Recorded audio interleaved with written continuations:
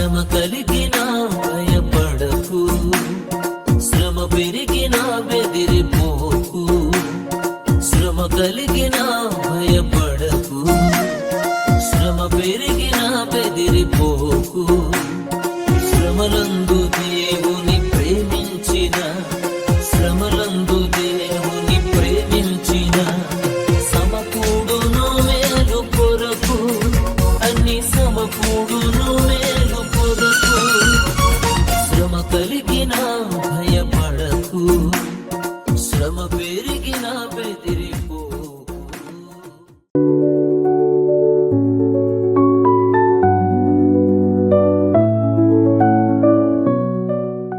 మహాశ్రమలు అనే శీర్షికలో ఈ దినాన్ని the lawless one will be revealed, ధర్మ విరోధి బయలుపరచబడుట అనే దాని మీద ధ్యానిస్తాం.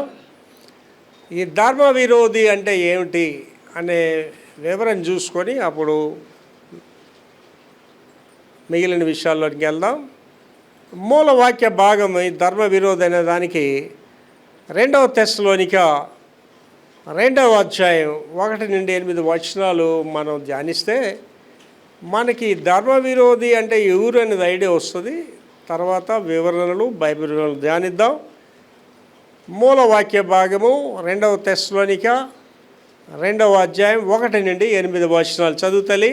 సహోదరులారా, ప్రభు దినం ఇప్పుడే వచ్చి ఉన్నట్టుగా ఆత్మ వలనైనను మాట వలనైనను మా యొద్ద నుండి వచ్చినదని చెప్పిన పత్రిక వలనైనను ఎవడైనను చెప్పిన ఎడల మీరు త్వరపడి చంచల మనస్కులు కాకుండా వలననియు బెదరకుండా వలననియు మన ప్రభువైన యేసుక్రీస్తు రాకడను బట్టి మనం ఆయన యొద్ద కూడుకునుటను బట్టి మిమ్మును వేడుకొనుచున్నాము. మొదట భ్రష్టత్వం అనేది సంభవిస్తుందట. నాశన పాత్రుడకు పాప పురుషుడు బయలుపడితేనే గాని ఆ దినము రాదు, అంతం అనేది రాదు. ఏది దేవుడు అనబడును, ఏది పూజింపబడును దానిని అంతటిని ఎదిరిస్తూ దానికి అంతటికి పైగా వాడు తన్ను తానే హెచ్చించుకుంటాడు. తాను దేవుడినని వాడే దేవుడినని తన్ను కనపరుచుకుంటాడు. దేవుని ఆలయంలో కూర్చుంటాడు కాబట్టి ఏ విధముగానైనను ఎవడును మిమ్మల్ని మోసపరచకుండా నేను ఇంకను మీ యొద్ద ఉన్నప్పుడు ఈ సంగతులను మీతో చెప్పినది మీకు జ్ఞాపకం లేదా? కాగా వాడు తన సొంత కాలమందు బయలుపరచబడవలనని వానిని అడ్డగించినది ఏదో అది మీరు ఎరుగుదురు. ధర్మ విరోధ సంబంధమైన మర్మము ఇప్పటికే క్రియ చేయుచున్నది గాని ఇది వరకు అడ్డగించుచున్నవాడు మధ్య నుండి తీసివేయబడు వరకే అడ్డగించును. అప్పుడు ఆ ధర్మ విరోధి బయలుపరచబడును. ఇది మూల వాక్యం అండి, మళ్ళీ చదువుతలేదు. అప్పుడు ఆ ధర్మ విరోధి బయలుపరచబడును. ప్రభువైన యేసు తన నోటి ఊపిరి చేత వానిని సంహరించి తన ఆగమన ప్రకాశము చేత నాశనము చేస్తాడు. ఈ ధర్మ విరోధి అనే దాని గురించి వాళ్ళు చాలా వివరంగా ధ్యానిస్తాం. ఈవేళ యెరూషలేము దేవాలయం మనం చూస్తే 2 సార్లు పడగొట్టబడ్డది, 2 సార్లు మళ్ళీ నిర్మించబడ్డది. ఇప్పుడు 3వసారి దేవాలయ నిర్మాణం అనేది జరుగుతుంది. ఇది యూదులకే ప్రాముఖ్యమైనది, క్రైస్తవ సమాజానికి ప్రాముఖ్యమైనది. కారణం ఏంటంటే 3వ దేవాలయ నిర్మాణం జరిగితే కానీ ఇవన్నీ జరగవు ఇవి. కనుక ఇప్పుడు ఇశ్రాయేల్ దేశం ఏంటంటే 3వ దేవాలయ నిర్మాణానికి వాళ్ళు సన్నాహాలు జరుగుతున్నాయి. మరి ఇశ్రాయేల్ గురించి ఆలోచన చేస్తే వారు మొదటి నుండి ఈ వేళ వరకు కష్టపడుతూనే ఉన్నారు, శత్రువులు ఎదుర్కొంటూనే ఉన్నారు. వాళ్ళు నిజంగా ఇశ్రాయేల్ గురించి ఆలోచిస్తే చాలా జాలి కూడా వేస్తుంది. కారణం ఏంటంటే జీవితం అంతా పోరాటమే వాళ్ళకి. వాళ్ళు ప్రశాంతంగా ఉన్నది వాళ్ళకి చాలా తక్కువ. కనుక ఈ 3వ దేవాలయ నిర్మాణం అనేది మిక్కుటంగా జరగాలి. ఇది జరిగితేనే తప్ప ఈ అంతం కూడా రాదు. ఆ దేవాలయం ఎప్పుడైతే నిర్మించబడ్డదో అక్కడ వెళ్ళి ఎవడు కూర్చుంటాడండి? ధర్మ విరోధులు కూర్చుంటాడు. ఎవరు ఈ ధర్మ విరోధి? దాని వివరణలో మీకు చాలా స్పష్టంగా అర్థమవుతుందండి. ఇవాళ ప్రపంచం అంతా చాలా గందరగోళంగా ఉంది. ప్రపంచం అంతా యుద్ధ వాతావరణంలో ఉంది. ఒకవైపు ఆ రష్యా వాడు యూక్రెయిన్ మీద అలా యుద్ధం చేస్తూనే ఉన్నాడు 3 సంవత్సరాలు అయినా సరే. మొన్నటి వరకు ఇరాన్ ఇజ్రాయెల్ యుద్ధం చాలా భీకరంగా జరిగింది. మరి ఇంకా రాజ్యాలన్నీ యుద్ధాలతోటే ఉన్నాయి, అన్నీ కూడా యుద్ధ వాతావరణంతో కూడుకొని ఉన్నది.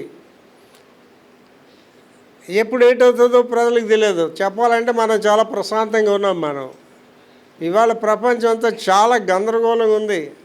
స్కూల్స్కి వెళ్ళలేదు, స్కూల్స్ లేవు, ఉద్యోగాలకు వెళ్ళే పని లేదు, ఎప్పటి నుంచి బాంబులు వస్తాయో తెలియదు, ఎక్కడ ఇది అవుతుందో కూడా తెలియని పరిస్థితిలో ఉంది.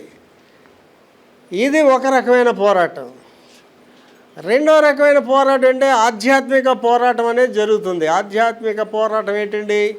ఇవాళ భారతదేశంలో ఉన్నారు క్రైస్తవులు వెళ్ళి సువార్త ప్రయోజనం. ఆడికి ఏం కావాలి? ఎందుకంటే క్రైస్తవులు సువార్త ప్రయోజనం ఆడికి ఏమైపోయింది? కరపత్రాలు పోయింది, ఆడికి ఏమి నష్టం వచ్చింది? వాళ్ళు కొడుతున్నారు, చిత్రహింసలు చేస్తున్నారు. ఉత్తర భారతదేశంలో అయితే సంఘాలే లేకుండా చేసి పడేస్తున్నారు. వాస్తవానికి ఇది ఏంటంటే ఒక క్రైస్తత్వానికి ఇతర మతాలకి సంబంధించిన పోరాటం కాదు ఇది. ఆల్రెడీ ధర్మ విరోధి అనేవాడు పని చేస్తున్నాడు. ఆల్రెడీ సిద్ధపోటు అనేది జరుగుతుంది. ధర్మ విరోధి అనేది నేను గత మెసేజెస్లో న్యూ వరల్డ్ ఆర్డర్ అనే దాని గురించి చెప్పాను.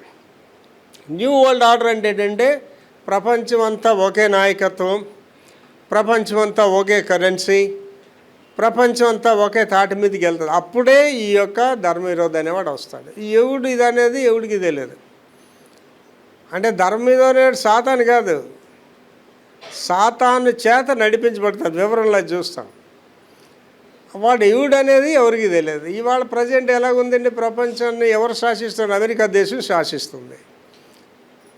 చైనా వాడికి ఎలాగుందంటే ఎప్పటికైనా నేను శాసించాలని చైనా వాడికి ఉంది. ఇప్పుడు అమెరికా దేశంలో మనందరం వాడుతున్న చైనాలో వాటర్, గూగుల్స్ అని ఏ కూడా వాళ్ళు వాటర్, వాళ్ళ కరెన్సీ వేరు. రష్యా వాడికే ఉంది, పుతిన్ గారికే కూడా ఉంది నేను ప్రపంచాన్ని పరిపాలించాలని.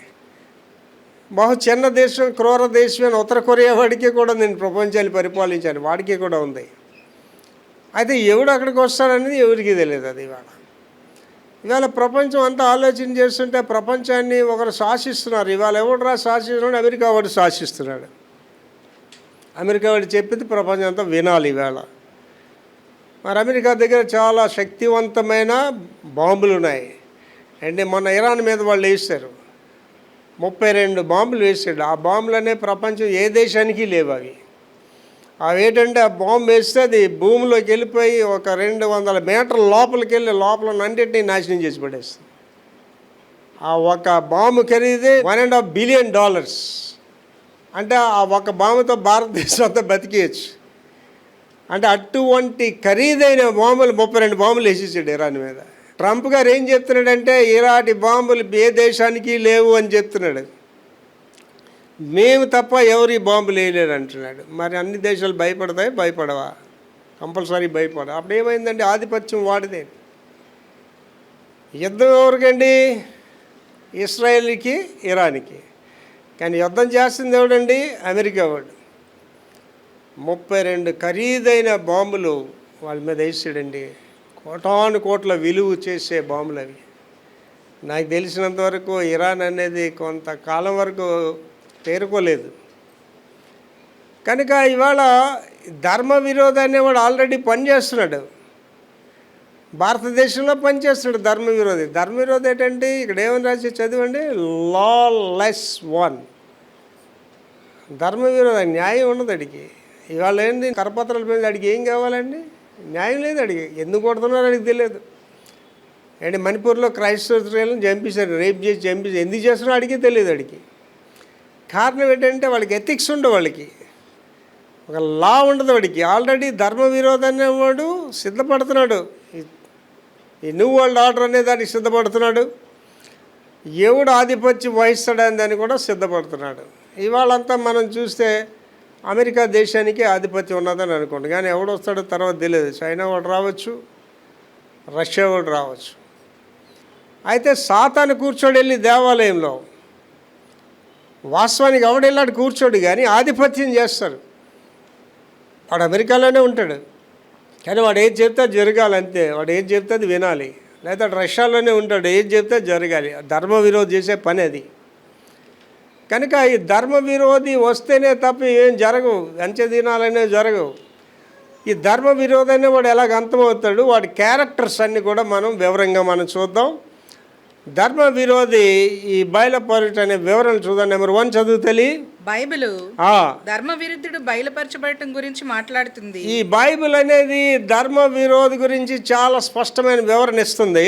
అతను ప్రభువైన యేసుక్రీస్తు తన రాకడ యొక్క ప్రకాశంతో నాశనం చేయబడతాడు. నాశనం చేయ ధర్మ విరోధిని ఎవడేం చేయలేడండి. Nobody can do anything. ఇవాళ ఇప్పుడు క్రైస్తత్వం మీద తిరుగుబాటు చేసిన ఎవడేం చేయలేడండి. వాళ్ళు అలా చేసుకొని వెళ్తూనే ఉంటారు. ఈ ధర్మ విరోధి అనే వాళ్ళు అందరికి నాయకుడు, వాడిని ఎవడేం చేయలేడు. వాడిని ఎవడండి, ఒక దేవుడే వాడిని అంతం చేస్తాడు. తర్వాత అక్రమ పురుషుడు లేదా నాశన పుత్రుడు అని కూడా పిలువబడి ఈ వ్యక్తిని సాతాను అధికారం పొందిన వ్యక్తి ఇందాక మీకు చెప్పాను.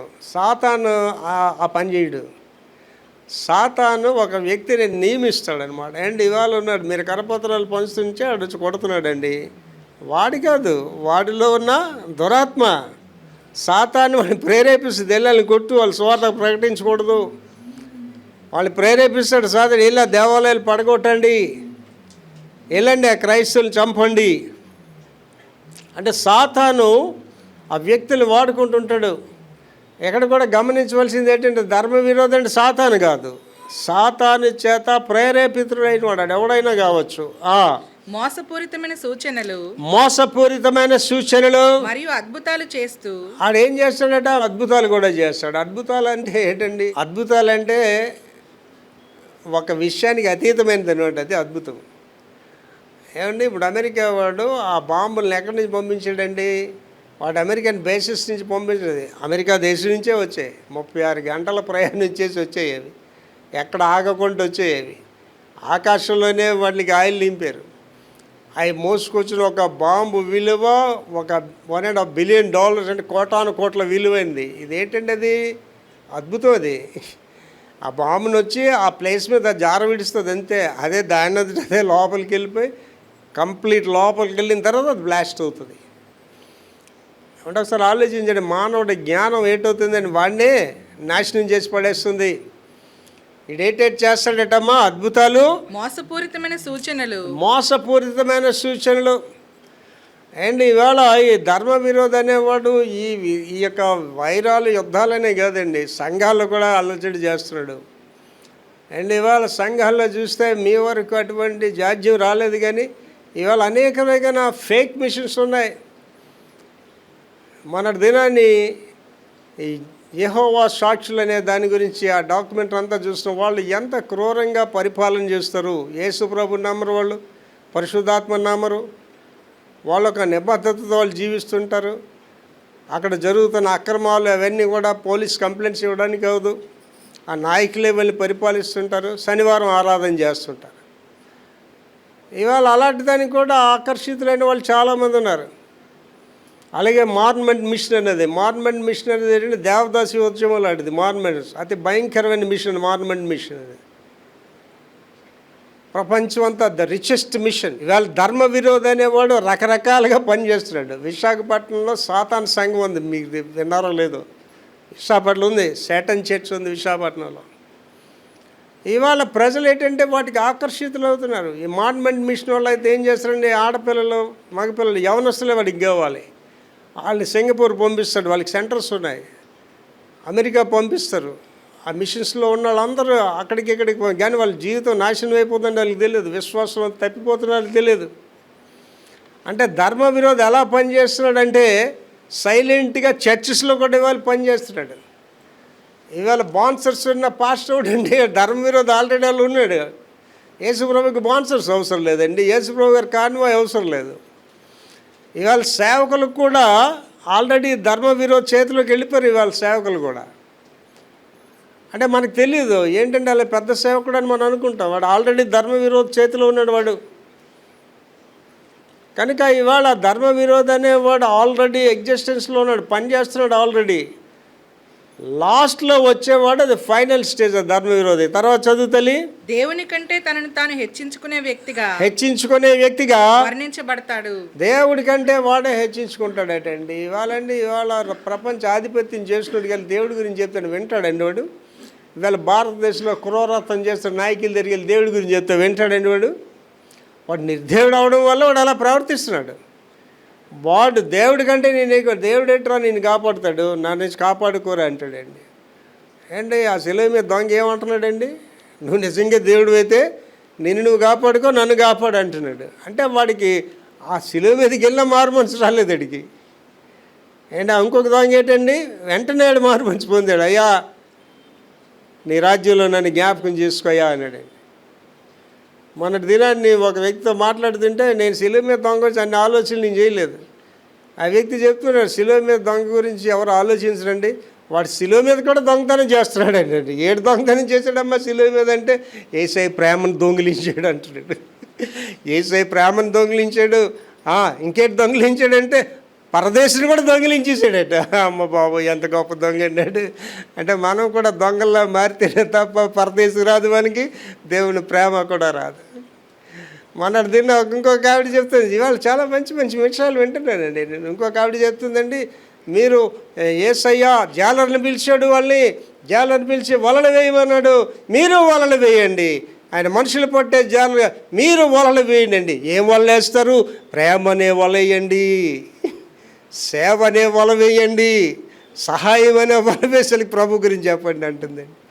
నిజంగా ఇవాళ ధర్మ విరోధి పని చేస్తున్నాడు, దేవుని ఆత్మ కూడా పనిచేస్తుంది. సంఘాల్లో కూడానండి చాలా, మన సంఘం ఆశీర్వదింపని సంఘం అనే చెప్పాలి. చాలా సంఘాల్లో మోసపూరితమైన బోధలు ఉన్నాయి, మోసపూరితమైన వ్యవహారాలు ఉన్నాయి. కనుక ధర్మ విరోధి అనేవాడు ఆల్రెడీ ఎగ్జిస్టెన్స్లో ఉన్నాడు. తర్వాత ధర్మ విరుద్ధుని స్వభావము. ఈ ధర్మ విరుద్ధుడి యొక్క బుద్ధులు ఎలాగుంటాయి? అతను అన్యాయాన్ని ఆచరించే వ్యక్తిగా. అన్యాయాన్ని ఆచరిస్తాడు. ఏమిటి వాళ్ళు ఆలోచించేయండి. క్రైస్తవులు రేప్ చేసాడు న్యాయమా? క్రైస్తవులు చంపాడు న్యాయమా? సంఘాలు పగలగొట్టాడు న్యాయమా? ఏటం చదవమది అక్కడ. అతను అన్యాయాన్ని ఆచరించే వ్యక్తిగా. అన్యాయాన్ని వాడు ఆశ్రయించే వ్యక్తిగా ఉంటాడు. వాడికి అన్యాయమే న్యాయంగా కనిపిస్తుంది వాడికి. దేవుని చట్టాన్ని తిరస్కరించే వ్యక్తిగా. దేవుని చిత్తాన్ని తిరస్కరిస్తాడండి. చూసారండి ఇవాళ ఎంతమంది దేవుని చిత్తాన్ని విధేయులే ఉంటారండి? ఎంతమంది దేవుడు చెప్పిన మాట వింటారండి? యోనా గారు దేవుడి మాట విన్నాడా? ఏంటి మన గురించి మనం చాలా పెద్ద పెద్ద డ్రీమ్స్ పెట్టుకుంటాం. ఏంటి వాళ్ళు సేవ చేయాలంటే ప్రతి వాడు ఎక్కడ సేవ చేస్తాడండి? విశాఖపట్నంలోనే సేవ చేయాలి. ఏంటి వెళ్ళి కొండల్లో సేవ చేయడం ఏంటి? పల్లెటూరులో సేవ చేయడు. అక్కడ ఒకటి రాడు అక్కడ. ఏంటి మన కొండల్లో పాస్ వచ్చేటాడు, సార్ నేను అక్కడ 8 సంవత్సరాలు సేవ చేస్తే సార్ నలుగురే ఉంటారు సార్ మా సభ్యులు అని చెప్తున్నాడు.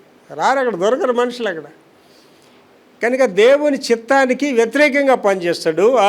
మరియు తనను తాను దేవుని కంటే ఉన్నత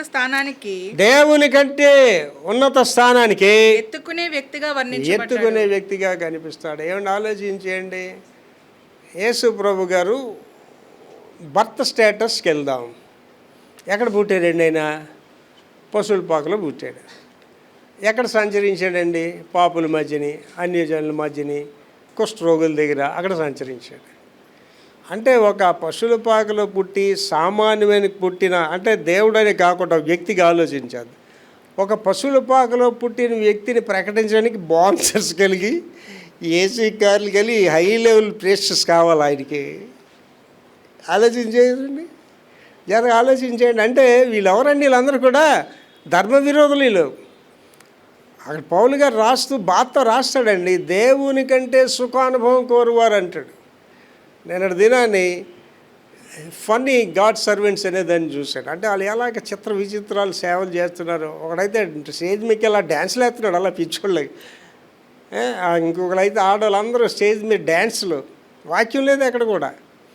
చిత్ర విచిత్రాలండి. ఒక 15 విచిత్రమైన ఆరాధనలు ఎలా జరుగుతున్నాయో ప్రపంచంలో చూపించాడు నేను.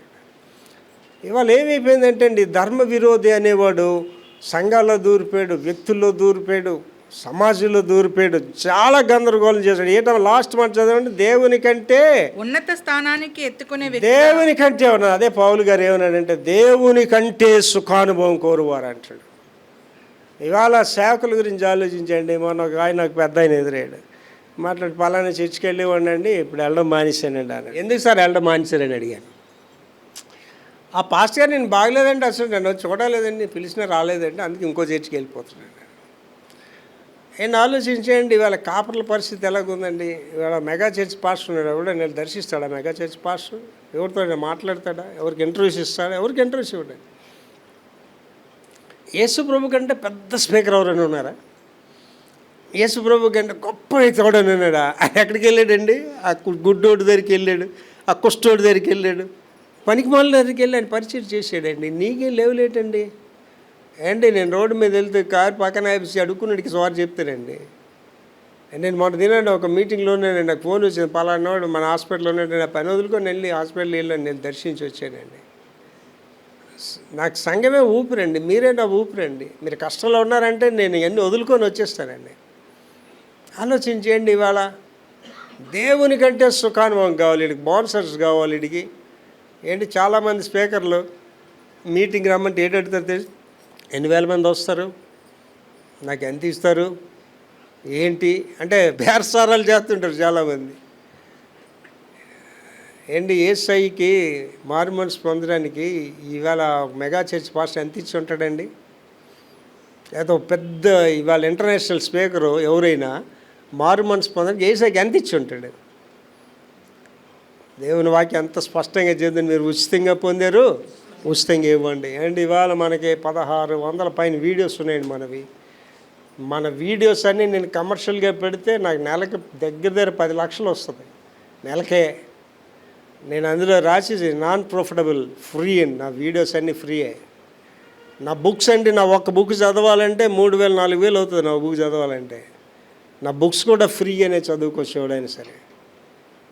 యేసు నామములో వ్యాపారం చేసే ప్రతి ఒక్కడు ఒక ఇస్కరియోతని చెప్తానండి. యేసు నామములో వ్యాపారం చేసే ప్రతి ఒక్కడు ఒక ఇస్కరియోతే.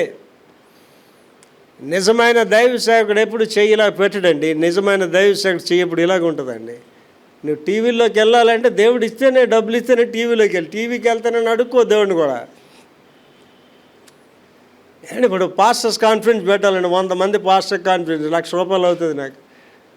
దేవుడు ఇస్తేనే అది పెడతాను తప్ప ₹1,00,000 ఇవ్వండి ఇన్ని పెడతానని చెప్పట్లేదు. అది ఏంటి మన చర్చిలో ఎవరిని డబ్బులు అడగండి. మన చర్చిలో దేవుడు నీకు పని చెప్పినప్పుడు దానికి కావాల్సిన వనరులు కూడా నీకు దేవుడు ఇస్తాడు. ఏంటి సుమారు 40 లక్షల మందిని ఐగుప్తు దేశంలో పైకి పిలిచినప్పుడు వాళ్ళకి తెలియదు, 4 రోజులే ప్రయాణం. అది ఐగుప్తు నుంచే కానానికి 4 రోజులే ప్రయాణం. ఎన్ని రోజులు ప్రయాణం చేశారండి వాళ్ళు? 40 సంవత్సరాలు చేశారు. వాళ్ళకి తెలియదు, కానీ దేవుడికి తెలిసి 40 సంవత్సరాలు తిరుగుతారు ఇలాగని. అంటే దేవుడు సిద్ధపడిపోయాడు 40 సంవత్సరాలు వాళ్ళు పోషించడానికి. పగలు మేఘస్తంభం పెట్టడానికి వాళ్ళకి, రాత్రి అగ్నిస్తంభం, 40 సంవత్సరాలు డిసైడ్ అయిపోయాడు దేవుడు. అది మనం ఏంటంటేనండి మన చిన్న జ్ఞానంతో మన గురించి మనం ఎక్కువ ఆలోచన, అమ్మో ఏమైపోతానో, ఎలా పోషిస్తానో, ఎలా ముందుకు వెళ్తానో మనం భయపడాల్సిన పనే నీకు లేదు. నిన్ను పిలిచిన వాడు నమ్మకమైన వాడు, నిన్ను నడిపిస్తాడు. అది ఆయన పని. అది అర్థమైందండి. తర్వాత అతని మోసం అంటే మోసం ఎలాగ ఉంటుందట? ధర్మ విరోధ మోసం చదవండి. నశించిపోతున్న వారిని మోసగించడానికి అతను సమస్త శక్తి సంకేతాలు మరియు అబద్ధాలతో వస్తాడట. ఎవరి గురించి వస్తాడండి? నశించిపోతున్న వారిని. ఏదో సామెత ఉంటుంది ఏంటంటే, పాడైపోయినోడు గట్టండి ఎవడైనా చెప్పినా వెండట. పాడైపోతున్నాడు కట్టండి, ఏ మంచి సలహా కూడా పనికి మళ్ళీ సలహాగా అనిపిస్తుంటుందట. అది ఇంకా పాడైపోతూనే ఉంటాడట. ఇడవడండి ఇక్కడ నశించిపోతున్నాడు అంటే డిసైడ్ అయిపోయాడు, పాడైపోయాడానికి. అలా టోల్కి ఏడ్ చేస్తాడట మీరు, మోసగిస్తాడట. వెళ్ళి ఏమ్మా గుడికి వెళ్తున్నారా? ఆ గుళ్ళో పాస్టర్ గారు ఏమైనా ఇస్తారా మీకంటే? అమ్మో మా గుళ్ళోనైతే మధ్యాహ్నం భోజనం పెడతారు, మా గుళ్ళోనైతే చీరలు ఇస్తారు, మా గుళ్ళోనైతే బట్టలు. ఏం చెప్తున్నాడండి ఇక్కడ? మోసపూరితమైన మాటలు చెప్తున్నాడు. ఎవడికి? నశించిపోతున్నాడికి. అతను సమస్త శక్తి సంకేతాలు మరియు అద్భుతాలతో వస్తాడు. ఇవాళ సంఘాన్ని మోసం చేస్తున్నాడండి. ఇవాళ మీరు బాగా ఆలోచించండి. ఎవడికి క్రమబద్ధమైన బోధలు అవసరం లేదండి. ఇవాళ ఏంటంటే మనుషులు దయ్యముల బోధ యందు లక్ష్యం ఉంచుతున్నారని ఆల్రెడీ వచ్చేసింది ఇవాళ. అక్రమము విస్తరించుట చేత అనేకుల ప్రేమ చల్లారిపోతుంది. అంచె దినములలో అపాయకరమైన కాలాలు వస్తాయి. మనుషులు దెయ్యముల బోధ యందు లక్ష్యం ఉంచుతారు. ఇవాళ ఎవడైనా సూటికి బోధ చేస్తే ఆ పాష అవసరం లేదండి ఎవడికి. ఇవాళ బోధలు కూడా ఎలాంటివి కావాలి, వచ్చారా, బాగున్నారా, ఉన్నారా, వెళ్ళిపోండి అని చెప్పాలి అంతే. ఇంకా ప్రీచింగ్స్ ఉన్నాయి, అమెరికాలో ఉన్నాయి, ఇండియాలో కూడా వచ్చాయి అనుకోండి. Prosperity preachings. దేవుడు మీకు ఇస్తాడు, ఆశీర్దిస్తాడు. దేవుని రాజ్యం గురించి చెప్పడు, నరకం గురించి చెప్పడు, మార్మన్స్ గురించి చెప్పడు. దేవుడు ఆశీర్దిస్తాడని చెప్తుంటాడు. Prosperity gospel. కనుక వీడు వెరీ డేంజరస్ పిల్లాడు. ఎలా మోసం చేసి వస్తుంది మళ్ళీ అది నశించిపోతున్న వారిని మోసగించడానికి అతడు సమస్త శక్తి సంకేతాలు మరియు అబద్ధాలతో వస్తాడు. తర్వాత అతని నాశనం. వాడు ఎలా నాశనం అవుతాడు? ప్రభువైన యేసుక్రీస్తు చివరికి తన నోటి శ్వాసతో మరియు అతని రాకడ యొక్క ప్రకాశంతో అతన్ని నాశనం చేస్తాడు. దేవుడు శక్తి తప్ప మానవుడి శక్తితో మీరు సాతాన్ని ఏం చేయలేరండి. అండ్ ఆది సంఘం మనకంటే ఎక్కువ శ్రమలు పొందిందండి. పేతురుని తలకిందులుగా సిలువ వేశారు, పౌలుని గొడ్డలతో నరికేశారు, విశ్వాసులను భయంకరంగా చంపారు, మరుగుతున్న నూనెలో పడేశారు విశ్వాసులు తీసుకెళ్ళి. ఆ మనిషి చుట్టూ గడ్డి చుట్టి అగ్గిపెట్టి తగలబెట్టేవారు, భయంకరంగా చంపేశారు. వాటన్నిటిని వాళ్ళు తాలుకున్నారండి.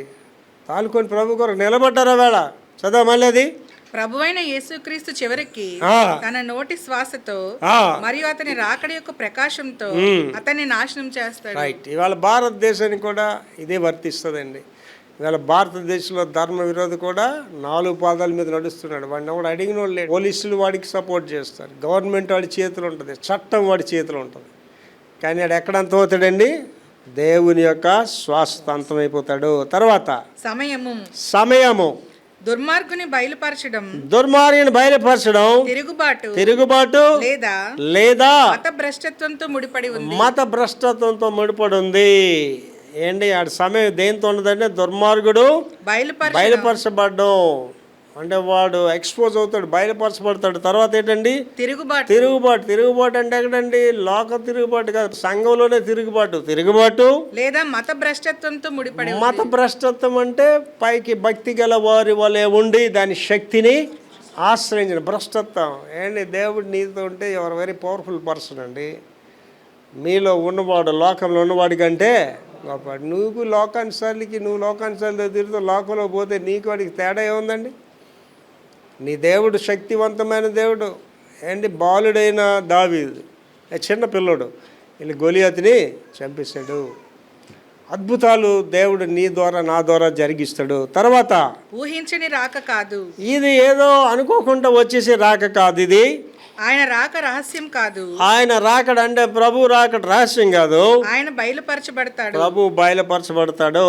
తర్వాత తప్పుడు వాదనలు ఇవేళ జరుగుతున్న అంతే. తప్పుడు వాదనలు. ఆయన దేవుడని చెప్పుకుంటూ దేవుడిని చెప్పుకుంటూ దేవుని ఆలయంలో తన స్థానాన్ని ఆక్రమించుకుంటాడు. నేను చెప్పాను కదా, నేను 15 రకాలుగా సంఘాలు మోసం చేస్తున్న సేవకులు చూపించాడు. నిన్న 15 రకాలుగా చాలా జనం వెళ్ళిపోతున్నారు అక్కడికి. ఇవాళ ఎలాగుందంటేనండి, ఒక వేలం వేరులాగా ఉందనమాట. జనం ఉంటే వెళ్ళిపోవడం, అక్కడ వాక్యం ఉందా లేదా, సరైన బోధలు ఉన్నా లేదా కూడా అనవసరం వాళ్ళకి.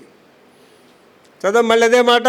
ఆయన దేవుడిని అని చెప్పుకుంటూ ఫస్ట్ థింగ్ ఏంటని చెప్పుకుంటాడు? దేవుడిని అని చెప్పుకుంటాడు. ధర్మవిరోధి దేవుని ఆలయంలో తన స్థానాన్ని ఆక్రమిస్తాడు. ఆ దేవుని స్థానాన్ని ఆక్రమిస్తాడు. ఏంటి? వాళ్ళు ఆలోచించండి. ఒక పెద్ద స్టేజ్ మీద ఒక మెగా చర్చ్ పాస్టర్ మీటింగ్ అవుతుంది అనుకోండి. ఎవరో ఒక అమ్మ స్వస్థత గురించో ప్రార్థన చేసుకోవడానికి వెళ్ళింది అనుకోండి. అదే స్టేజ్ మీద యేసుప్రభు గారు పక్కన నిలబడి ఉన్నారు అనుకోండి. ఆ అమ్మ ఎవరి దగ్గరికి వెళ్తుందండి? మెగా చర్చ్ పాస్టర్ దగ్గరికి వెళ్తుంది, యేసుప్రభు దగ్గరికి వెళ్తాడు. అంటే ఇవాళ యేసుప్రభు కూడా అవసరం లేదండి. ఇవాళ ప్రజలకు కూడా కావాల్సింది ఏంటంటే ఫ్యాన్సీ వేషాలే ప్రజలకు కూడా కావాలి, రియాలిటీస్ వరకు అవసరం లేదు ఇవాళ.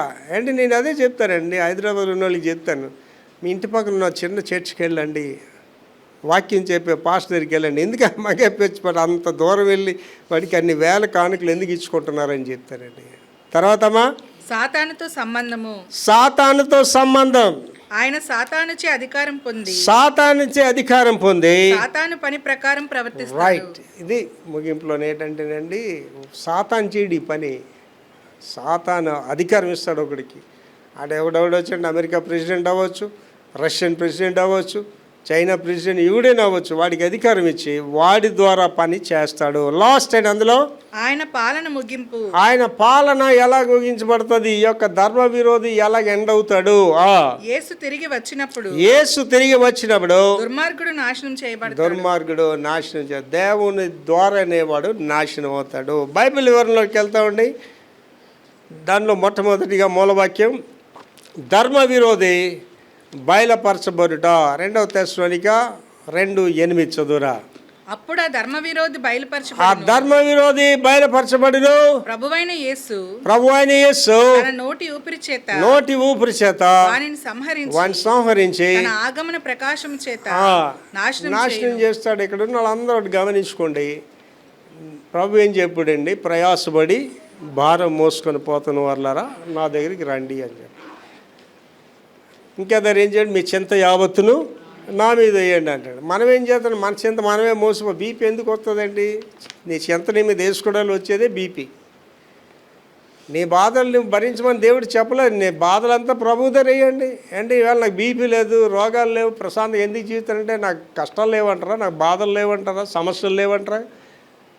మీ ఇంట్లోనే చిన్న సమస్యలు ఉంటాయి, నీ సంఘాన్ని నడిపిస్తే నాకేం ఉండాలా? చాలా ఉంటాయి సార్. కానీ నా సమస్యే కాదు. ప్రభు చెప్పాడు కదా, సమస్య అంతా ఆయన దగ్గర పెట్టేసి నేను హ్యాపీగా వెళ్ళి రెస్ట్ తీసుకుంటానండి. ఆ బాధలేమో ఆయనే పడతాడు, మనకి బాధలు అవసరం లేదు మనకి. కనుక ఏంటంటే మన బాధను ఆయన మీద వేయాలి. చదువు మళ్ళీ అదే మాట. అప్పుడు ఆ ధర్మ విరోధి బయలుపరచబడును. ప్రభువైన యేసు తన నోటి ఊపిరి చేత వానిని సంహరించి తన ఆగమన ప్రకాశం చేత నాశనం చేయ. రైట్, ఇప్పుడు అర్థమైంది కదండి. మీ పక్షంగా యుద్ధం చేయవారు ఎవరండి? దేవుడే. యెహోవా కార్యంలో నిలిచి చూడండి. వర్రీ అయిపోకండి దేని గురించి కూడా. మీ ఇంటి సమస్యలు చూసేం వర్రీ అయిపోకండి. నీ భవిష్యత్తు గురించి నువ్వేం వర్రీ అయిపోకండి. అండ్ మొన్న దినాన్ని నేను మన చర్చి బాబుతోటే మాట్లాడాను. ఇవాళ చక్కగా 2 బిడ్డలను ఇచ్చాడు, ఎంతో హ్యాపీగా ఉంది. అమ్మా నీకు ఒక విషయం చెప్తానమ్మా. ఏంటి పాస్టర్? నువ్వు అనుకున్న దేవుడు చేయలేదమ్మా, దేవుడు అనుకున్నదే నీ జీవితంలో చేశాడు. ఎంత హ్యాపీగా ఉన్నావు అంటే ఏడుస్తుంది. నిజమే పాస్టర్ గారు, నేను ఎన్నో అనుకున్నాను నా జీవితం గురించి, దేవుడు అవేమి చేయలేదు, ఆయన చేసిందే నాకు ఎంతో ఆశీర్వాదకరంగా ఉన్నది. ఏంటి మీరు చెడ్డవారైండి, పిల్లలు రొట్టెడితే రాయిస్తారా, చేపడితే పామిస్తారా? మీరు చెడ్డవారండి, మంచి పిల్లలకి ఇస్తారు. పరలోక తండ్రి మంచి దేవుడా? నీకు ఏ ఆశీర్వాదకాలు దేవుడికి తెలుసు అండి. వెక్టర్ ప్రభాకర్ ఏంటి కావాలో దేవుడికి తెలుసు. నా అంతటి నేను ఆలోచిస్తే నేను చిన్నగా ఆలోచిస్తాను, దేవుడు ఇస్తే పెద్దగా ఆలోచిస్తాడు. ఒక చిన్న పాప గురించి ఒకసారి చెప్పాను. ఆ రోజు ఆ స్కూల్కి వెళ్ళే ముందు ఆ ఎదురుగా ఉన్న షాప్లోని చాక్లెట్ కొనుక్కొని వెళ్తుంటుందండి. ఒకరోజు స్కూల్ డ్రెస్ వేసుకోలేదట అమ్మాయి. స్కూల్ డ్రెస్ వేసుకుంటే చక్కని మంచి డ్రెస్ ఆడ అడిగాడట షాప్, ఏమా అంటే ఇవాళ నా బర్త్డే అంకుల్ అన్నదట. ఆహా నీ బర్త్డే అని. అప్పుడు అన్నాడట, అమ్మ ఇవాళ డబ్బులు ఇవ్వద్దు, నీకు ఎన్ని చాక్లెట్ కావాలో తీసుకో అన్నాడట. అలా నిలబడి చూస్తుందట. అమ్మ నిజంగా తీసుకో అన్నాడట. అప్పుడు అది చిన్న చిన్న బుల్లి మాటలు అన్నదట. అంకుల్ నేను తీసుకుంటే చిన్న చేయి కదా, కొద్దిగా వస్తాయి, మీరే తీసి ఇవ్వండి అన్నది. అంటే ఆలోచించేయండి, ఆ పాపకి ఎంత జ్ఞానం చూసారా. తను తీసుకుంటే 4-5 చాక్లెట్లే వస్తాయి. అంకుల్ మీరే ఇవ్వండి అని అడిగింది. అంటాడు ఎక్కువ ఇస్తాడు. That is the God. నీ బుర్రతో నువ్వు ఆలోచిస్తే నువ్వు చిన్న అడుగుతావు దేవుడిని. దేవుడా నువ్వే ఇవ్వంటే నీకు పెద్దవి ఇస్తాడు దేవుడు. ఇవాళ మనుషులు సమస్యలు కూడా ఎక్కడ తెచ్చుకుంటారు, వాళ్ళ సొంత ఆలోచనతోనే సమస్యలు తెచ్చుకుంటారు. ఓ పెళ్లి చేసుకోవాలి, దేవుని అడగరు. నాకు ఎలాంటి అల్లుడి కావాలి, ఎలాంటి కావాలి అడగరు. వీళ్ళ ఆలోచనలే, వీళ్ళే రాజుల్లో నిర్ణయాలు తీసుకుంటారు. ఏంటి నేను పెళ్లి చేసుకునేటప్పుడు 3 నెలలు ప్రార్థన చేశానండి. ప్రభు నా సేవకు సహకరించే భార్యని ఏమన్నా, అలాగే సేవకు సహకరించే భార్యనే ఇచ్చాడు దేవుడు. దేవుని అడుగుతున్నావా మనం? ఒక ఇల్లు కట్టుకోవాలి, దేవుని అడుగుతున్నావా? పెళ్లి చేసుకోవాలి, దేవుని అడుగుతున్నావా? చిన్న పనికి కూడా ఊరు ప్రయాణం కూడా నేను వట్టికి చేయనండి. ప్రభువు చెప్తేనే ఊరు ప్రయాణం కూడా చేస్తాను. చాలా జాగ్రత్తగా ఆలోచన చేసుకోవాలి. దేవుడి దగ్గర మనం కన్సల్ట్ చేయాలి. ఆయన మన గురించి ఎక్కువగా ఆలోచన చేస్తాడు. లోకమంతయు దుష్టిని యందు. 1 యోహాను పత్రిక 5:19. మనము దేవుని సంబంధులమనియు మనము దేవుని సంబంధులమని లోకమంతయు ఆ, దుష్టుని యందు ఉన్నదనియు ఎరుగుదుము. ఏంటి మనం ఎవరు అండి? దేవుని సంబంధం. లోకం గురించి అనేక మాటలు చెప్పబడ్డాయి. ఈ లోక స్నేహము దేవునితో వైరమని మీరు ఎరగరా? నాకు వరల్డ్లీ ఫ్రెండ్స్ లేరండి. I have no worldly friends. I cannot give a single minute to any worldly fellow. నేను ఎవరితోటైనా మాట్లాడాలంటే దేవుడి మాటలే మాట్లాడాలి. అలాంటి వాడే నాకు కావాలి. నా సమయాన్ని అన్యుల దగ్గర వెళ్ళి కూర్చోను. అసలు I don't waste my time. అసలు నాకు అన్ని స్నేహితులు లేరు నాకు. అసలు లోక స్నేహం దేవుడితో వైరము అంటే గాడ్ డోంట్ లైక్ దట్. వెలుగుకి చీకటికి పొత్తు లేదు. అదే చెప్తున్నాడు. చదవ మళ్ళీ ఒకసారి. మనము దేవుని సంబంధులమనియు మనం ఎవరు అండి? దైవ సంబంధులు. లోకమంతయు ఈ లోకం అంతా దుష్టుని యందు ఉన్నదనియు దృష్టిని ఉంది. దాంతో మనకేం సంబంధం లేదు. మిమ్మల్ని శ్రమపరచు వారికి శ్రమ. ఎవడైతే మిమ్మల్ని శ్రమపరుస్తాడో వాడికి శ్రమ అంటున్నాడండి. 2వ తెస్సలోనిక 1వ అధ్యాయం 8, 9, 10 వచనాలు. 2వ తెస్సలోనిక 1, 8, 9, 10. మిమ్మును శ్రమపరచు వారికి శ్రమయు మిమ్మల్ని ఎవడైతే శ్రమపరుస్తాడో వాడికి శ్రమ. శ్రమ పొందుచున్న మీకు మాతో కూడా విశ్రాంతియు మాతో కూడా విశ్రాంతి ఇచ్చుట దేవుని న్యాయమే. ఏంటి ఇది నా జీవితంలో అనుభవించానండి. ఏంటి మీరు అనుకుంటారు ఒక్కోసారి మీకు కష్టం వచ్చి కానీ శ్రమ వచ్చి కానీ అన్నీ నేనే శ్రమలు పడుతున్నాను, ఎవడు పడట్లేదు, బాధ అంతే నాదే అనుకుంటారు. దేవుడు నీ శ్రమల్లో ఉంటాడు నీతో. ఇక్కడ ఏమంటున్నాడండి? మిమ్మల్ని శ్రమపరిచే వారికి శ్రమయు శ్రమ. ఏంటి నన్ను ఎవరెవరు బాధ పెట్టే అందరూ శ్రమ పొందారండి. కొంతమంది భూమి మీద లేకుండా కూడా వెళ్ళిపోయారండి. నువ్వు ఎప్పుడైతే దేవుని మీద నువ్వు ఆధారపడ్డావో అప్పుడు నిన్ను శ్రమ పెట్టే వారి మీద ఎవరు యాక్ట్ చేస్తారండి? దేవుడు యాక్ట్ చేస్తాడు. పగ తీర్చుట నా పని అంటున్నాడు దేవుడు. నేను శ్రమపరచు వారికి శ్రమ. శ్రమ పొందుచున్న మీకు శ్రమ పొందుతున్నారు కదా మీరు, మాతో కూడా విశ్రాంతి విశ్రాంతి మీకు వస్తుంది. ఆ దినమున పరిశుద్ధుల యందు తన పరిశుద్ధుల యందు మహిమపరచబడుటకును విశ్వసించిన వారందరి యందు ప్రశంసించుటకు. మళ్ళీ చదవండి. ఆ దినమున తన పరిశుద్ధుల యందు మహిమపరచుటకు. ఇక్కడ గమనించుకోండి, ఇది అపరిశుద్ధుల గురించి నామకార్థ క్రైస్తవులు రాయబడలేదు. ఇక్కడ మీరు బైబిల్లో కొత్త నిబంధనకి వెళ్తే, పత్రికలకు వెళ్తే, పత్రికలు లోకానుసార్లకు రాయబడలేదు. పత్రికలు నామకార్థ క్రైస్తవులకు రాయబడలేదు. అవి ఎవడకు రాశాడో మొదటి మీరు చూడండి. 1వ అధ్యాయం 1వ వచనం చూడండి. ఎఫెస్లో ఉన్న పరిశుద్ధులకు పిలవబడిన వారికి. That's not for all. ఇక్కడ ఇది ఎవరికండి? చదవమా. ఆ దినమున తన పరిశుద్ధుల యందు దేవుడు చాలా స్పష్టంగా చెప్తున్నాడండి. నేను పరిశుద్ధుడైనాను, మీరు పరిశుద్ధుడైనండి. ఏంటి నీకు తలంపులో నీకు చెడు ఆలోచిస్తే నీవు దేవుడికి డిస్కనెక్ట్ అయిపోతావండి. నేను ఉదయకాలం లేచి ప్రార్థన చేసుకుని వచ్చానండి. ప్రేయర్ లేకుండా నేను రోజు ప్రారంభించాను. నేను చెప్పాను, ప్రభువా నేను మరుసటి దినం అంటూ నాకు ఒకటి ఉంటే ఆ దినంలో నేను లోకంలో పడిపోతున్నా, ఆ రోజే నాకు వద్దని చెప్పానండి. I don't want that day. లేదా మరుసటి గడి ఉండి నేను లోకానుసారం అయిపోయినా ఆ గడి నాకు వద్దని చెప్పానండి. మీ కొరకే నేను జీవించాలి. నా మట్టుకైతే బ్రతుకుడు క్రీస్తు, చావు అయితే లాభం. ఆ డెడికేషన్ ఉండాలండి. ఇక్కడ ఏమన్నాడండి చదివి? పరిశుద్ధులు యందు మహిమపరచబడతాడు. అంటే if you are not holy in the sights of the God, లోకం దృష్టిలో కాదండి. ఇవాళ పనికి మాలిన వాళ్ళే మంచోళ్ళు అని చెప్పుకుంటారు ప్రపంచంలో.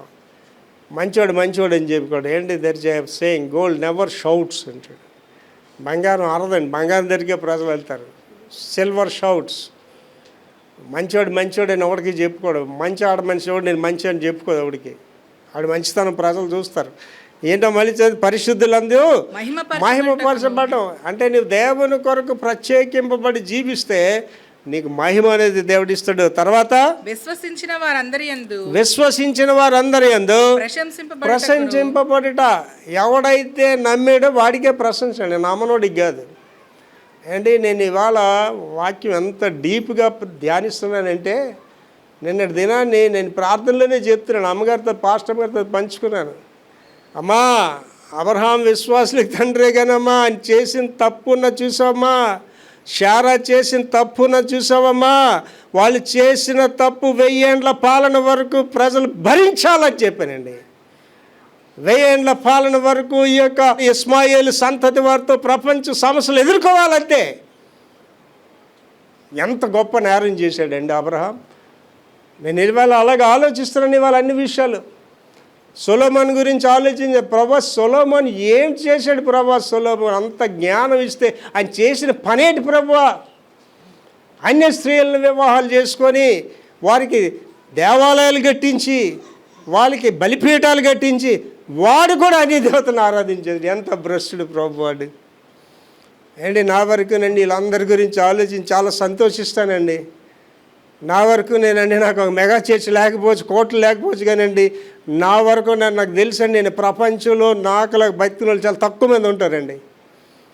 ప్రతి గడియ దేవుని కొరకే జీవిస్తున్నాను. దేవునిలో నన్ను నేను చూసుకొని నేను బ్రతుకుతున్నానండి.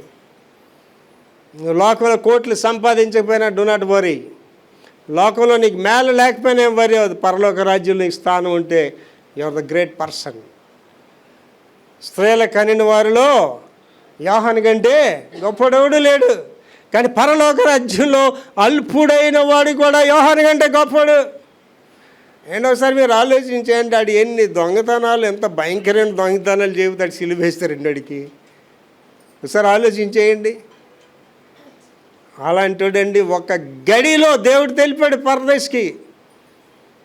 వాడు ఎలాగ పరదేశ్కి వెళ్ళిపోయాడో మోషే గురించి కూడా నేను ఆలోచించేసి ప్రార్థన చేద్దాం. ప్రభా ఎంత దౌర్భాగ్యస్థితి ప్రభా మోషేకి. 120 సంవత్సరాలు నడిపించి ఎన్ని కష్టాలు పడ్డాడు, ఎన్ని మాటలు పడ్డాడు. ఆఖరికి దేవుడు అంటున్నారా చూసి నువ్వు సంతోషించడానికి వెళ్ళమనిచ్చాడండి. నేను అన్నాను ప్రభా మోషే కాబట్టి ఊరుకున్నాడు, కానీ నేనైతే ఊరుకోను ప్రభా నేనైతే ఊరుకోను ప్రభా. నేను కానాన్లో అడుగు పెట్టాలి ప్రభా, అప్పుడే నీ దగ్గరకు వస్తాను ప్రభు అని చెప్తాను. కానీ మోషే అంత మంచోడు ప్రభా. ఆలోచించేయండి.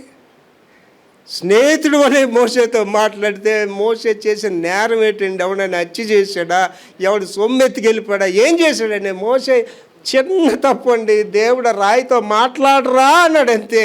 ఆయన కోపం వచ్చి బాధ వచ్చి కర్రతో కొట్టాడండి. ఫర్ దట్ సింపుల్ రీజన్ రోజు ఏడ్స్ ప్రార్థన చేస్తాను రోజు.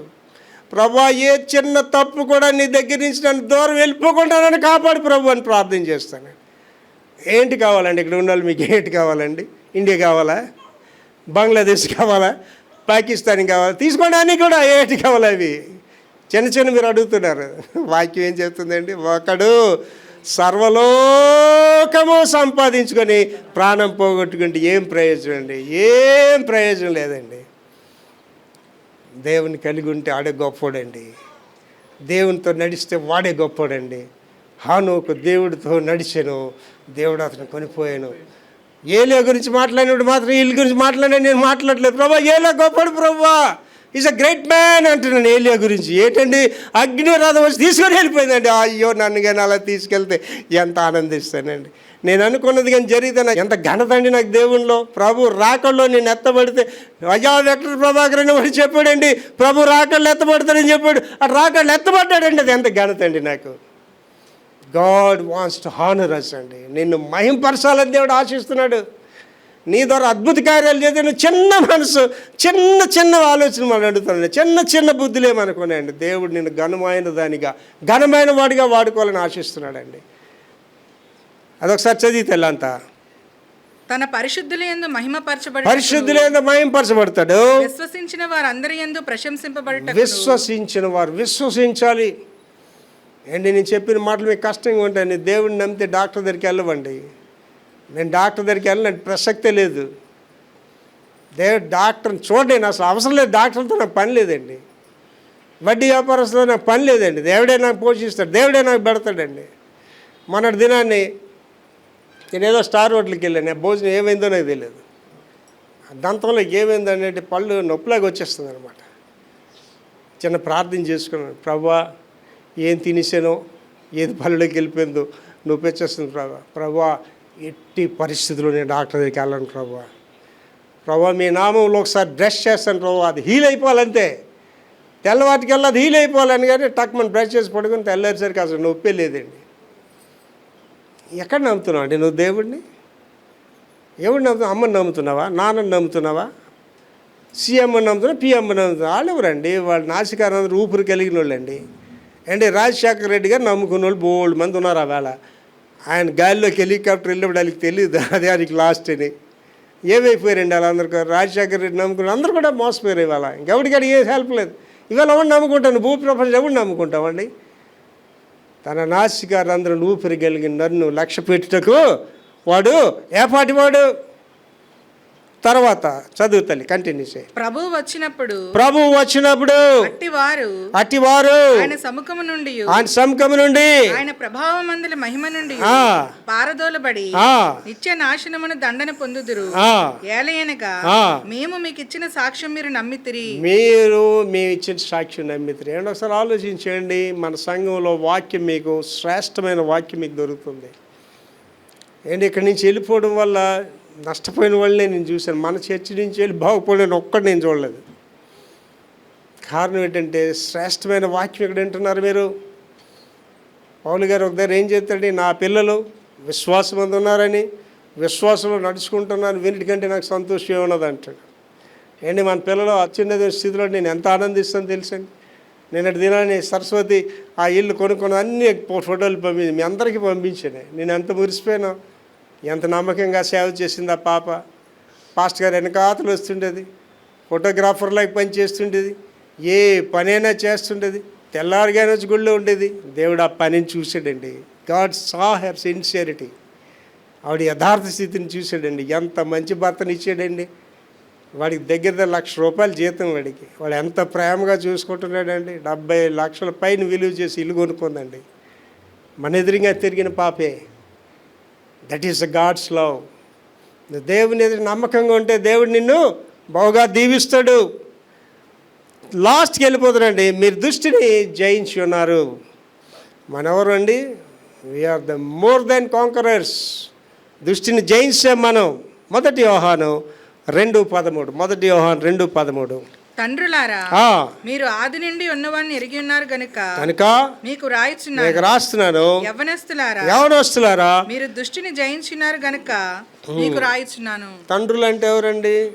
ఏమన్నాడంటే అక్కడ ఆది నుంచి ఉన్నారు అండి. పెద్ద బుర్ర లేకపోతే ఎద్దు బుర్ర తెచ్చుకోమని చెప్పారండి. అండ్ వెక్టర్ ప్రభాకర్ అనేవాడికి ఎన్ని సంవత్సరాలు? 72 సంవత్సరాలు, 14 దేశాలు తిరిగి వచ్చాడు, 21 సంవత్సరాలు చదువుకున్నాడు, 18 పుస్తకాలు రాశాడు. సుదీర్ఘమైన అనుభవం కలిగిన వాడు. ఆ వెక్టర్ ప్రభాకర్ దగ్గర నువ్వు వెయిట్ చేసేలా నేర్చుకోవాలి. తండ్రుల దగ్గర ఏంటంటున్నాడండి? నేర్చుకోవాలి. తండ్రులారా, మీరు ఆది నుండి ఉన్నవాన్ని ఎరిగి ఉన్నారు కనుక రాయిచున్నాను. అంటే ఫాదర్స్ అనే వాళ్ళకి అనుభవం ఉంటుంది. పెద్దవాళ్ళని గౌరవించడం నేర్చుకోవాలి, తల్లిని గౌరవించడం నేర్చుకోవాలి, తండ్రిని గౌరవించడం నేర్చుకోవాలి. నువ్వు తల్లి కంటే ఎక్కువ చదువుకోవచ్చు, but still respect your mother. నీకు జన్మనిచ్చింది ఆవిడ. నీకు జన్మనివ్వకపోతే నువ్వు చదువుకో, ఆవిడ జన్మనివ్వకపోతే నువ్వు పెద్ద ఇంజనీర్ అవ్వు. నువ్వు తండ్రిని గౌరవించండి. ఉన్నతమైన స్థితిలోకి వెళ్ళిపోవచ్చు. రేపు నువ్వు పెద్ద ఇంజనీర్ అయిపోవచ్చు, నీ తండ్రి సామాన్యుడు అయి ఉండొచ్చు, బట్ రెస్పెక్ట్ యువర్ ఫాదర్. నీకు ఆ స్థితి ఇచ్చినోడ తండ్రి తప్ప నీవు బట్టి ఆ స్థితి నీకు రాలేదు. చాలా జాగ్రత్తగా ఆలోచన చేసుకోండి. ఒక తల్లి అండి, ఒక కుమార్తె, అందమైన కుమార్తె. ఈ తల్లికి ఏమొచ్చి క్రూపిగా ఉంటుంది అన్నమాట. తల్లి చాలా అందమైన కుమార్తె. వాళ్ళ కాలేజీకి వెళ్ళినప్పుడు ఆ భోజనం క్యారేజ్ పట్టుకొని మర్చిపోయి వెళ్ళిపోయిందట. అయ్యో నా కూతురు ఆకలితో ఉంటుందని ఆమె కాలేజీకి వెళ్ళి ఆ పిల్లల్ని అడిగి ఆ కూతురికి ఆ క్యారేజ్ పంపిస్తే ఆ పిల్లలందరూ అడిగారట ఎవరు ఆవిడని. ఏం చెప్పలేదట. ఆ పిల్ల ఇంటికి వచ్చిన తర్వాత, అమ్మా నాకు ఆకలి వేస్తే నేను చచ్చిపోను కదా, ఎందుకు వచ్చామ్మా కాలేజీకి అన్నా. అమ్మా నువ్వు ఆకలితో బాధపడతాను వచ్చాను, నువ్వు ఆకలితో బాధపడతాను వచ్చాను, నా ఫ్రెండ్స్ ఎవరికి నువ్వు నా తల్లివని చెప్పుకోలేకపోయానమ్మా. నువ్వెంత అందంగా ఉంటావు కదా, ఊరంటే నువ్వు నా తల్లివని చెప్పుకోలేకపోయాను. అప్పుడు ఆ తల్లి ఏడుస్తూ చెప్పిందటండి, అమ్మా నువ్వెంత అందంగా ఉన్నావంటే గ్యారెంటీ నేను అంతగెత్తన ఏంటాను కదమ్మా, నా అందమే నీకు వచ్చిందమ్మా. కానీ అమ్మా చిన్నప్పుడు నువ్వు ఆ ఉయ్యాల్లో నేను కట్టి ఆ పనికి నేను వెళ్ళాను, పైకి వెళ్ళొచ్చిలోపు ఇల్లు తగలబడిపోతున్నాయమ్మా, అందరూ ఎవరి మట్టుకెళ్ళి పారిపోతున్నారు, నేను మాత్రం నీ గురించి వచ్చి ఆ ఉయ్యాల్లో నేను తీసేటప్పుడు అగ్ని నన్ను కాల్చేసిందమ్మా, నా కూతుర్ని కాపాడుకున్నా, నేను కాలిపోయినా పర్లేదు అనుకున్నానమ్మా అన్నది. ఒకసారి ఆలోచించండి. ఆ తల్లి ఆ బిడ్డని కాపాడకపోతే దానికి అందం లేదా జీవితం లేదు. కానీ ఆ తల్లి యొక్క త్యాగాన్ని మాత్రం ఆ కుమార్తె గుర్తించలేదు. చాలామంది పిల్లలు ఇవ్వాలండి తల్లిదండ్రులు అంటే గౌరవం లేని పరిస్థితులు ఉన్నారండి. ఆ తండ్రి కష్టపడి చిన్న చిన్న ఉద్యోగాలు చేసి బిడ్డని చదివిస్తే అటు పెద్దవాడయ్యాక ఆ స్థాయి ఉన్న అమ్మాయిని పెళ్లి చేస్తారు. పెళ్లి చేయగానే రాగానంటే ఏటీడు, ఆఫ్టర్ ఆల్ మీ ఫాదర్ని ఎక్కడ ఉండమని చెప్పు, మనకు అవమానం. పెద్ద పెద్దవాళ్ళు మన ఇంటికి వస్తున్నారు కదా, ఇలాంటి చిన్నవాడేంటి, చిన్న ఉద్యోగం చేసి ఏం చెప్తావు, మీ ఫాదర్ ఏ ఉద్యోగం చేసి ఏం చెప్తాను అడిగే పరిస్థితులు ఉన్నాయి ఇవాళ. ఇంకా ఆడపిల్లలు అయితే ఇంకా అన్యాయంగా తయారయ్యారు. గౌరవం లేదు, పెద్దలంటే గౌరవం లేదు, తల్లిదండ్రులు అంటే గౌరవం లేదు. కారణం ఏంటంటే అహంకారం 4 పాదాల మీద నడుస్తుంది ఆ పిల్లలకి. వాళ్ళకి తెలియదు వాళ్ళు ఏం చేస్తున్నారో. చదవమాది లాస్ట్ది, యవనస్తులారా మీరు దుష్టిని జయించినారు కనుక రాయిచున్నాను. యవనస్తులు దుష్టిని జయించారంటున్నాడండి, పెద్దలకు రాయలేదా మాట. ఏంటి, దేవుడు సృష్టించాలనుకున్నాడు, మనిషిని చేయాలనుకున్నాడండి. చేయాలనుకుని చిన్నపిల్లని చేసాడండి, ముసలిని చేసాడండి. ఎవరిని చేశాడండి దేవుడు? దేవుడికి ఇష్టమైన ప్రాయం యవన ప్రాయం అండి. బైబిల్లో రాయబడి ఉంది కదా, యవనస్తుడు ఎక్కడికి వెళ్ళాలని, ఏం చేయాలని వేయగలడు, వృద్ధుడు ఎక్కడికి వెళ్ళాలని, ఎవడో తీసుకెళ్ళాలని. ఉద్యమాలు ఎవరు చేస్తారండి? యవనస్తులే చేస్తారు. స్ట్రైక్స్ ఎవరు చేస్తారండి? యవనస్తులే చేస్తారు. నక్సలైట్ మూవ్మెంట్ చేయాలంటే ఎవరు చేస్తారండి? యవనస్తులే చేస్తారు. ఏం చేయాలని యవనస్తులే చేస్తారు. కనుక యవనస్తులు ఏమంటారంటే, మీరు దుష్టిని జయించారా? మీరు యవనస్తుల పరిస్థితి ఎలాగుందండి? యవనస్తులు ఇవాళ దుష్టిని జయించారు, దుష్టుడు వాళ్ళని జయించాడు. దుష్టుడు చెప్పినట్టుగా, ధర్మ విరోధి చెప్పినట్టుగా యవనస్తులు వింటున్నారు. ఇవాళ ఎవరైనా పిల్లలు మీరు నమ్మగలరా? మగ పిల్లలు అయితే భయపడిపోతున్నారు, ఆడపిల్లలు పెళ్ళిళ్ళు చేసుకొని భయపడిపోతున్నారండి ఇవాళ. కారణం ఏంటంటే దుష్టుని చేతిలోకి పోయారు, ధర్మ విరోధి చేతిలోకి వెళ్ళిపోయారు. ఆ తండ్రి కాలేజీని తీసుకొస్తుంటాడు, అమ్మాయి నేను కారులోంచి అన్నీ గమనిస్తుంటాను, మోటార్ తీసుకొస్తే వెనకాల కూర్చొని చాటింగ్ చేసేస్తుంటాడు బాయ్ ఫ్రెండ్తో. నేను అనుకోలేదు దౌర్భాగ్యరాలు అని అనుకుంటాను మనసులో. ఏంటి పెద్ద యవనస్తులు చేశారంటే వేరు. పెళ్ళి అయిపోయిన పిల్లల తల్లిలు కూడా భర్త ఉంటే భర్త ఎదురుగా చాటింగ్ కొట్టేస్తుండదు బాయ్ ఫ్రెండ్కి. భ్రష్టత్వం అనేది ఇవాళ 4 పాదాల మీద వెళ్తుందండి. యవనస్తులారా మీరు దుష్టుని జయించున్నారు. దుష్టుడు వీళ్ళు జయించాడు. అంటే భూలోకమును తలకిందులు చేయవారు. అక్కడికి వచ్చారంటే సేవకులు తలకిందులు అయిపోతున్నారు ఇవాళ. యవనస్తులారా మీరు దుష్టిని జయించారండి. ఇప్పుడు ఏంటవుతున్నారండి వీళ్ళు? దుష్టుడే వీళ్ళని జయించాడు. ఇవాళ మీరందరూ ప్రార్థించేయండి తల్లి. మన సంఘంలోనే యవన బిడ్డల గురించి ప్రార్థించండి, ప్రపంచ సంఘంలోనే యవన బిడ్డల గురించి ప్రార్థించండి. వాళ్ళు దుష్టిని చేతిలోకి వెళ్ళిపోతున్నారు వీళ్ళు పిల్లలందరూ కూడా. ఈ సోషల్ మీడియా అనేది వచ్చి పిల్లలు పాడు చేసేస్తుంది, చాలా భయంకరంగా తయారైపోతున్నారు. ప్రార్థించేయండి, ప్రార్థించేయండి, ప్రార్థించేయండి. మళ్ళీ చదువుతారు అదే మాట, తండ్రులారా మీరు ఆది నుండి ఎన్నువాని ఎరిగి ఉన్నారు కనుక మీకు రాయిచున్నాను. తండ్రులు అయినా వాళ్ళు చెప్పాలండి. ఎవరు చెప్పాలండి పిల్లలకి? తండ్రి చెప్పాలి. ఎవరు చెప్పాలండి పిల్లలకి? తల్లి చెప్పాలి. సంఘానికి ఎవరు చెప్పాలండి? కాపరి చెప్పాలి. నిజమైన కాపరి గొర్రెల కొరకు ప్రాణం పెడతాడు. ఇవాళ ధర్మ విరోధి ప్రపంచం అంతా తిరుగులాడుతున్నాడు తల్లి. వాడు బయలుపరచబడే దినం సమీపంలో ఉంది. ఆల్రెడీ వాడు పనిచేస్తున్నాడు, కుటుంబాల్లో పనిచేస్తున్నాడు, సంఘాల్లో పనిచేస్తున్నాడు, సమాజంలో పనిచేస్తున్నాడు. మన విశ్వాసం కాపాడుకుందాం, ప్రార్థనా జీవితం కలిగి ఉందాం, ప్రభుకి ఇష్టలుగా జీవిద్దాం. మహాపరిశుద్ధ తండ్రి యేసునైనా కృపమేడ ఇవాళ తండ్రి ధర్మ విరోధి గురించి మాతో మాట్లాడారు తండ్రి. నాయన ప్రభా ప్రపంచం అంతా సిద్ధపడుతుంది నాయన. విశ్వాసులైన బిడ్డలందరి కొరకు ప్రార్థిస్తున్నాం, వారిని కాపాడండి. యేసు పరిశుద్ధ నామములో వేడుకుంటున్నాం తండ్రి. ఆమేన్.